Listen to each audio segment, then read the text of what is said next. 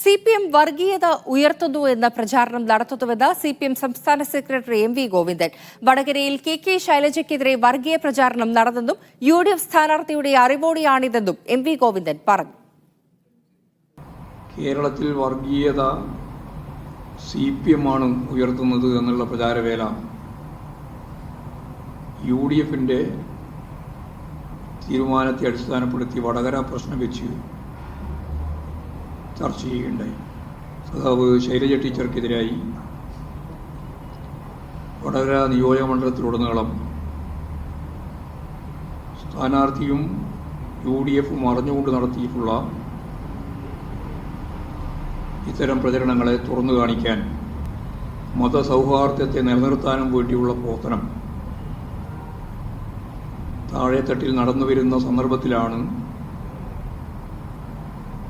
UDFുകാർ ഞങ്ങളും മതസൗഹാർദ്ദത്തിനു വേണ്ടി വർഗീയ പ്രചരണത്തിനെതിരായിട്ട് പ്രചാരവേല സംഘടിപ്പിക്കുമെന്ന് പരസ്യമായിട്ട് പ്രഖ്യാപിച്ചു.